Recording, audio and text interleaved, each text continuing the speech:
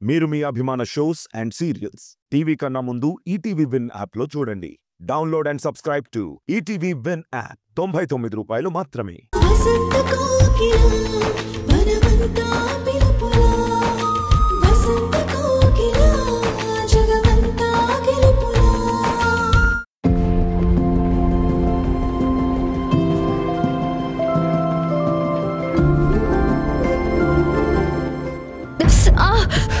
సంధ్య, ఉల్లిపాయలు కట్ చేసేటప్పుడు పరధ్యానంగా ఉండడం ఎందుకు? చూడు ఎంత కట్ అయిందో. అయ్యో, ఇలా పట్టుకో.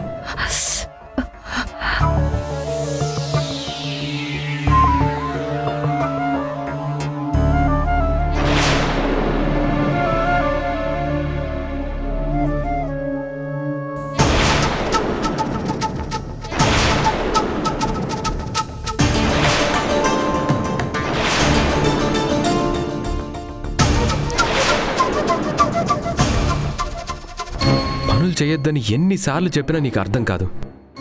నార్మల్గా ఉన్నప్పుడు పర్లేదు. నీ కడుపులో బిడ్డ ఉందని తెలిసి కూడా ఇంత కేర్లెస్గా ఉంటే ఎలా చెప్పు? పర్లేదు సూర్య, ఇదేం పెద్ద గాయం కాదు. పెద్ద గాయం కాదా అంటే ఇప్పుడు వచ్చింది రక్తం కాదా? టొమాటో సాసా? ఏం జరుగుతుంది ఇక్కడ?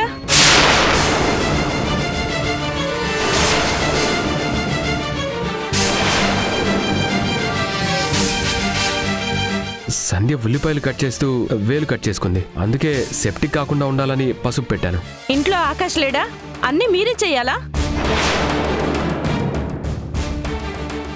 ఆకాష్ ఆఫీస్కి వెళ్ళాడు. గాయం అవ్వడం నేను చూశాను కాబట్టి వెంటనే రియాక్ట్ అయ్యాను. చూశాను, నేను కూడా మీ రియాక్షన్ మొత్తం చూశాను. సూర్య, మీరు వెళ్ళండి. అదిగా సంధ్య, ఈవిడ గారు ఇలా మాట్లాడుతున్నారేంటి? వదిన గారితో నేను మాట్లాడతాను, మీరు వెళ్ళండి ప్లీజ్.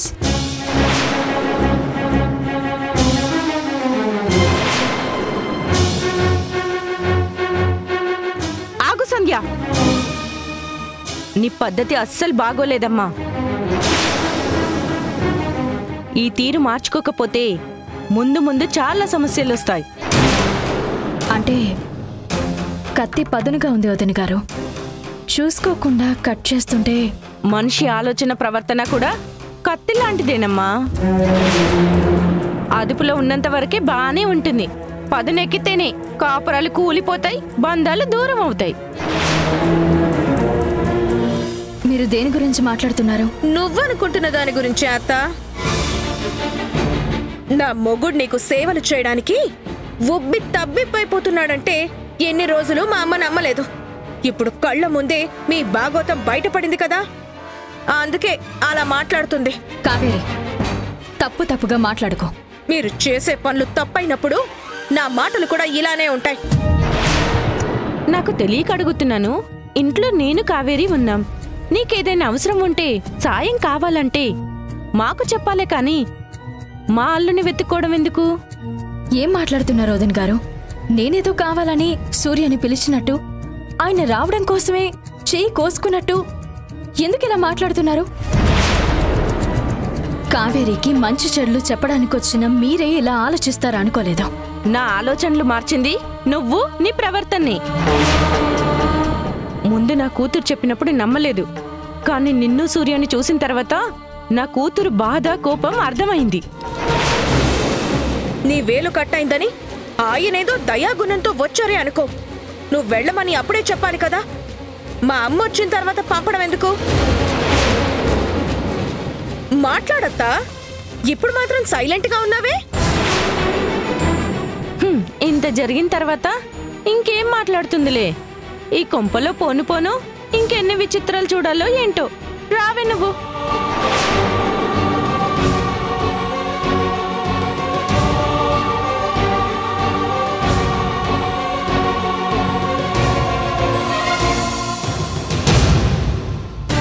చూసావమ్మా, ఆ సంధ్యకి చిన్న గాయం అవ్వగానే ఈయన గుండెలు ఎలా ఆగిపోయాయో, ఎంత కంగారు పడి సేవలు చేశారో.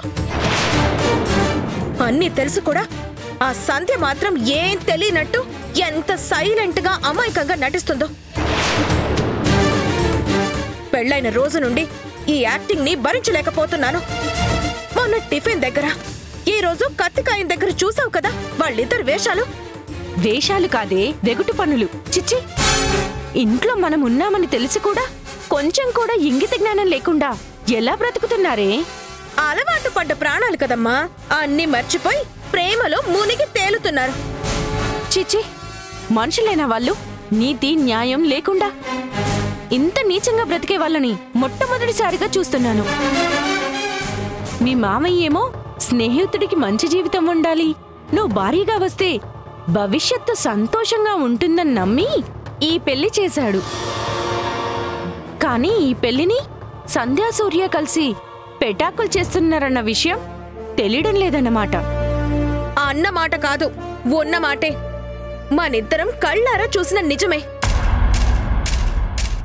మావేని అమాయకుణ్ణి చేసి ఎన్ని రోజులు ఇద్దరు ఆడుకున్నారు. ఇప్పుడు మా ఆయన్ని పర్మనెంట్ గా తన కంట్రోల్లో ఉంచుకోవడానికి నన్ను పావుగా వాడుకొని పెళ్లి పేరుతో ఆయన్ని కట్టేసుకుంది. నమ్మించి మోసం చేయడంలో ఆవిడ గారిని మించిన వాళ్ళు ఎవ్వరూ ఉండరు. అవునే తల్లి, నువ్వు చెప్తే ఏమో అనుకున్నాను, కానీ కల్లారా ఒక్కొక్కటి చూస్తుంటే వీళ్ళిద్దరి కథ చాలా దూరం పోయిందనిపిస్తుంది. చూస్తూ ఊరుకుంటే మేస్తూ పోయిందన్నట్టు అడిగేవాళ్ళు లేరు కదా అని ఇద్దరూ రెచ్చిపోతున్నారు. అమ్మా, ఆలస్యం అయితే అయింది, కానీ కనీసం ఇప్పటికైనా నాకు తెలిసిన నిజాన్ని డైరెక్ట్ గా నువ్వు కూడా చూసి తరించావుగా. అవునే, ఇక లాభం లేదు, ఏదో ఒకటి చెయ్యాలి. ఏంటి చేసేది? ఫ్రీగా సినిమా చూసినట్టు వాళ్ళ బాగోతాన్ని కళ్ళ పగించి చూడటమే కదా. కావేరి, మీ అమ్మని తక్కువగా అంచనా వెయ్యకు. సామర్లకోటలో పుట్టి పెరిగిందాన్ని ఆ భీమేశ్వరుడు సాక్షిగా చెప్తున్నాను. ఫ్రీగా వాళ్ళ సినిమా చూడటం కాదు, నీకు చూపిస్తాను. అదేనే, నీ కళ్ళ ముందే ఆ సంధ్య బ్రతుకుని ఎంత అల్లరిపాలు చేస్తానో నువ్వే చూడు.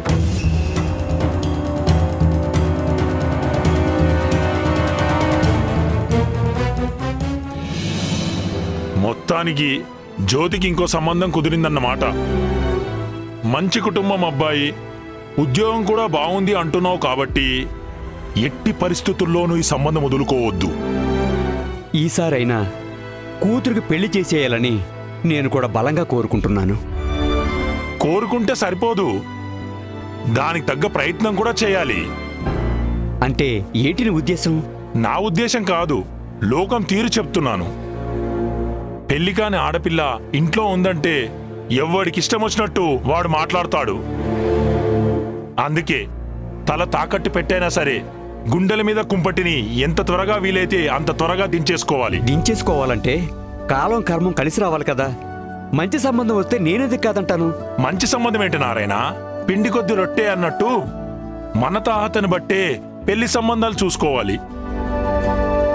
మల్టీప్లెక్స్ లో సినిమా చూడాలంటే టికెట్ కు 300 రూపాయలు పెట్టాలి. అదే పాత డబ్బా థియేటర్ అనుకో 100 రూపాయలు చాలు. అంటే సినిమా టికెట్లు పెళ్లి కొడుకులు ఒకటే అంటావా? ఒకటి కాక ఇంకేంటి నారాయణ?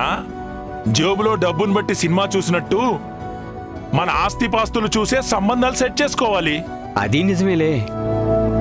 ఎంత కట్నం వద్దన్నా లాంఛనాలు పెళ్లి ఖర్చులు అన్నీ కలిపి తడిసి మోపిడవుతున్నాయి.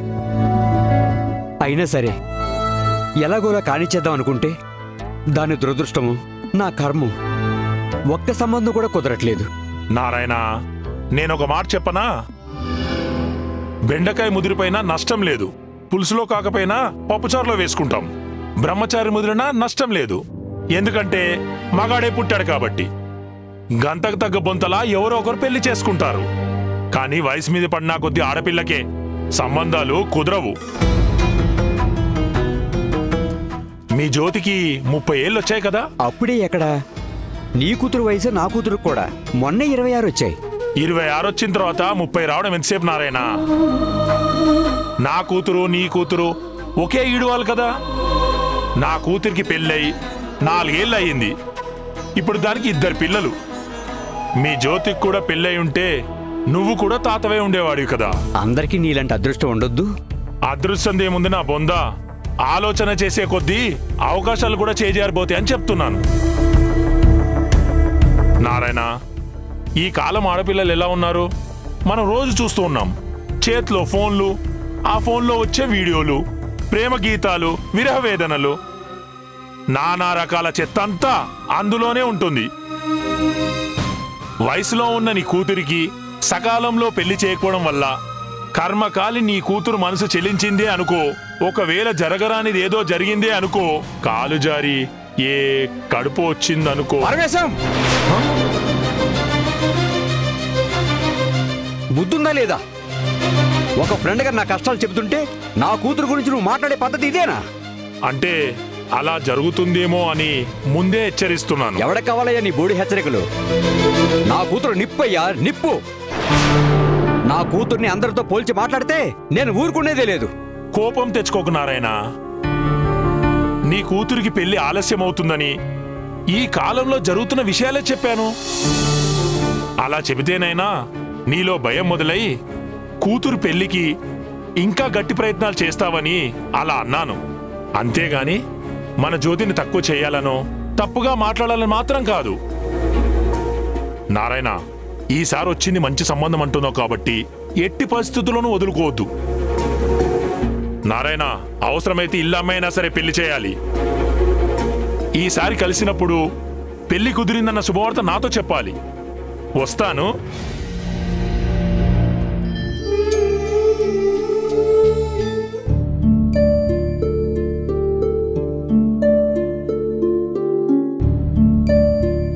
మీ ఆయన కనిపించడం లేదంటే ఎక్కడికెళ్ళాడు? ఏమో, నాకేం తెలుసు?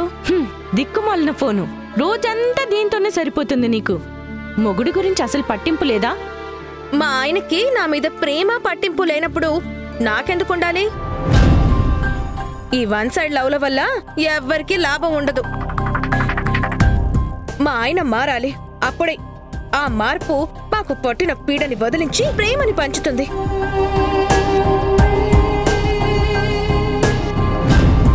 హాస్పిటల్కి వెళ్తున్నారా? అవునక్క. అత్త రెడీ అయిన విధానం చూస్తుంటే హాస్పిటల్ కి వెళ్తున్నట్టు లేదు. ఏదో ఫంక్షన్ కో పార్టీకో వెళ్తున్నట్టుంది. అత్త, మామయ్యకి తెలియకుండా నువ్వు అలాంటిదేమైనా ప్లాన్ చేసావా? నాకు తెలియకుండా ఎందుకు ప్లాన్ చేస్తుంది? ఎందుకు చేయదు?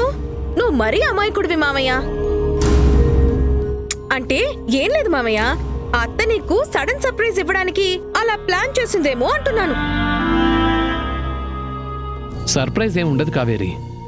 సంధ్య నాతో ఎప్పుడు బయటకు రావాలన్నా ఇంతే అందంగా రెడీ అవుతుంది. నిజం చెప్పాలంటే అందం కట్టే కట్టులోనూ వేసే బట్టలోనూ లేదు, సంధ్య మనసులో ఉంది.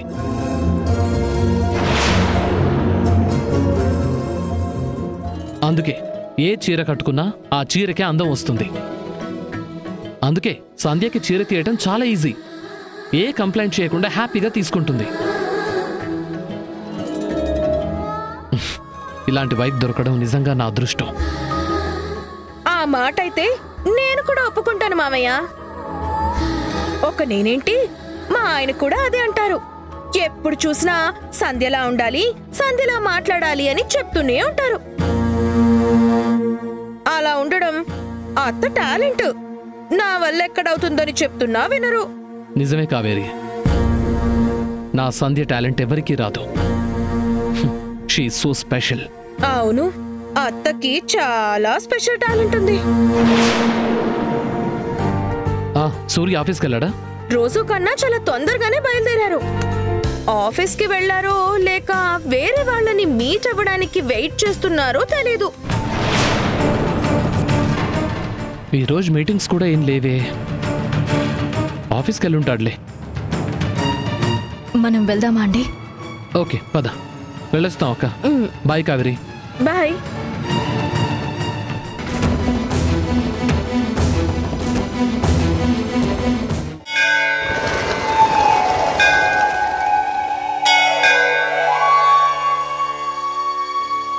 జ్యోతి, అటు కాదమ్మా, ఇట్రా. గర్భగుడి ఇక్కడుంది కదమ్మా, దర్శనం చేసుకుని వెళ్దాం. అంతకన్నా ముందు వేరే చోటుకి వెళ్ళాలి. నాతో రా.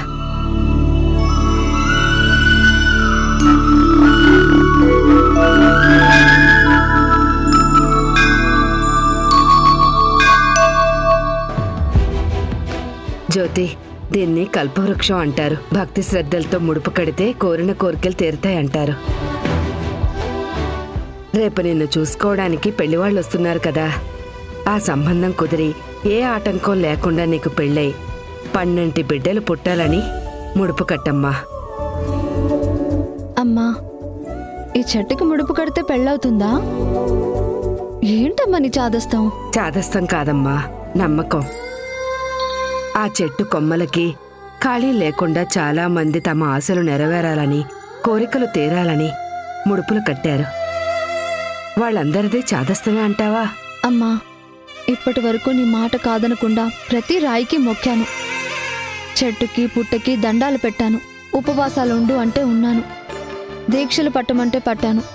రుక్మిణి కళ్యాణం, గోదా కళ్యాణం అన్నీ చదవమంటే చదివాను. పూజలు, వ్రతాలు, నోములు అన్నీ చేశాను. దేవుళ్ళకి, దేవతలకి మొక్కి మొక్కి నేను అలసిపోయానమ్మా. వద్దు, నేను ఇంకేం ముడుపులు కట్టను. నా వల్ల కాదు. తప్పు జ్యోతి, అలా అనకూడదు. మన దురదృష్టానికి ఆ దేవుణ్ణి నిందించకూడదు. అమ్మవారి అనుగ్రహం కోసం ప్రార్థించడం తప్ప మన చేతుల్లో ఏదీ లేదు. ఏం చేయకపోతే ఇంకెందుకమ్మా, వెళ్దాం పదా. ఆగు జ్యోతి, నీలా నేను చదువుకోలేదు. మీలాగా నేను తర్కంగా వాదించటం నాకు రాదు. నాది అవివేకమే అనుకో, మూఢనమ్మకమే అనుకో. నీ పెళ్లి కోసం మీ నాన్న శక్తికి మించి ప్రయత్నాలు చేస్తున్నారు. దేవుడి అనుగ్రహం తప్ప మనకి ఏ సాయం అక్కరకు రాదనిపిస్తుంది. అందుకే ఈ ఒక్కసారికి నా మాట వినమ్మా. సరే, ఏం చేయాలో చెప్పు. కళ్ళు మూసుకుని 3 సార్లు దేహమే కళ్యాణ భాగ్యం అంటూ చేతులు జోడించి ఈ ముడుపు ఆ కొమ్మ కట్టమ్మా. పదమ్మా.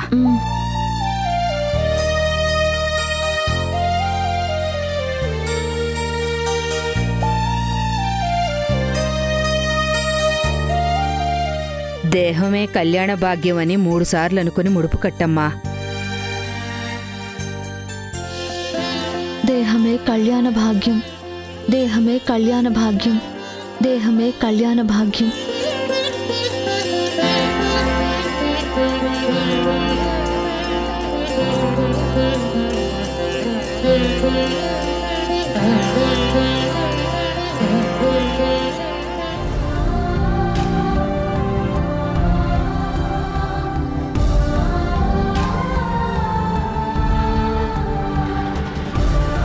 చాలమ్మా, ఇంకేమైనా చేయాలా? ప్రస్తుతానికి చాలు. మనం కోరిన కోరిక నెరవేరిన వెంటనే ఇక్కడికొచ్చి దండం పెట్టుకుందాం. రా అమ్మా, వెళ్దాం.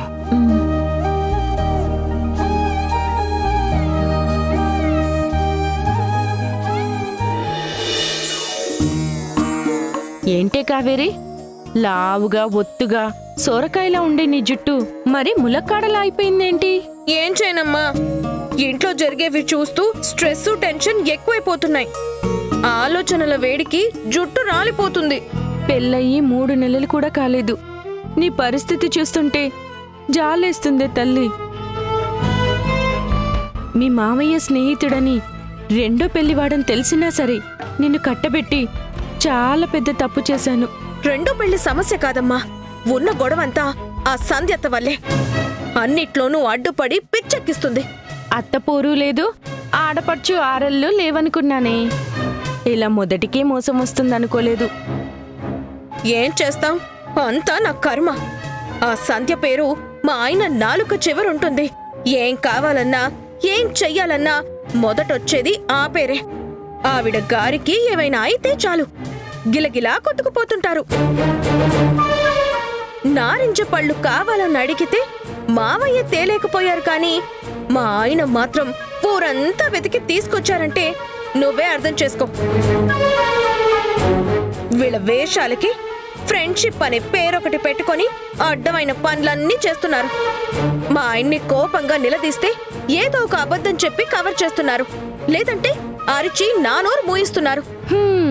రంకు నేర్చినమ్మ బొంకు నేర్వదా అని చాలా బాగుంది వీళ్ళ వరస. అంతేకాదమ్మా, నా మొగుడి మనసులోనే కాదు, పర్సులో కూడా ఆవిడ గారి ఫోటో ఉంది. నా అనుమానమే నిజమైతే తన కడుపులో బిడ్డకు కూడా. కావేరి, ఏంటి ఈ మాటలు? అవునమ్మా, ఆ బిడ్డ ఖచ్చితంగా మామయ్య బిడ్డ కాదు. అందుకే ఈయన గారు సంధ్యత్తని రెస్ట్ తీసుకోనివ్వు, పనులు చేయించొద్దు, అన్నీ నువ్వే చేయాలి అని తల్లికి పుట్టబోయే బిడ్డకి కూడా నన్నే దాసిగా మార్చేస్తున్నారు. ఈ బాధలు భరించలేక నాలో నేనే రోజు నరకం అనుభవిస్తున్నాను. నా కొళ్ళు మండిందంటే మామయ్య ముందు మొత్తం కొండ బద్దలు కొట్టినట్టు చెప్పేస్తాను. అంత పని మాత్రం చెయ్యకే తల్లి. ఎందుకు చేయకూడదు? ఎందుకంటే అలా చేస్తే కూలిపోయేది నీ కాపురమే. అమ్మా, అవునే, మీ మామయ్యకి వాళ్ళిద్దరి మీద చచ్చేంత నమ్మకం ఉంది. ఇలాంటి పరిస్థితులలో తొందరపడితే మొత్తం చెడిపోతుంది. అందరూ నిన్నే తప్పుపడతారు. అందుకని ఈ టార్చర్ని ఎన్నాళ్ళు భరించాలి? నా కళ్ళ ముందే నమ్మకం ముసుగులో వాళ్ళిద్దరూ విచ్చలవిడిగా. చిచి, చెప్పడానికే నాకు నోరు రావడం లేదు. ఈ సమస్యకి ఒక్కటే పరిష్కారం, నువ్వు అల్లుడు వేరే కాపురం పెట్టడం. ఏంటి? వేరే కాపురమా? నేనడిగితే ఆయన చచ్చినా ఒప్పుకోరు.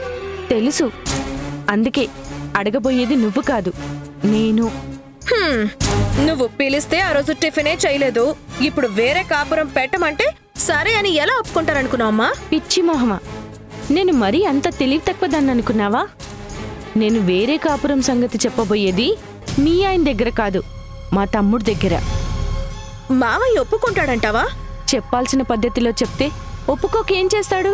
చచ్చినట్టు ఒప్పుకుంటాడు. అదేనమ్మా, ఎలా అని ఇప్పుడు చెప్పను. ఏ గొడవ జరగకుండా, ఎవరి గుట్టుని బయట పెట్టకుండా, వేడి పుట్టకుండా వేరు కాపురానికి మీ మామయ్యని నీ మొగుణ్ణి ఎలా ఒప్పిస్తానో నువ్వే చూడు.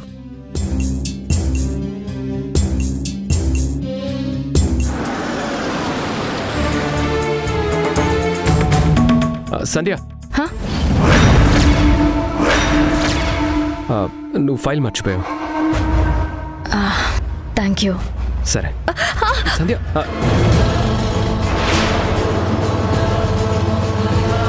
అదేంటత్తా, మీ ఆయనతో వెళ్ళి మా ఆయనతో వస్తున్నా?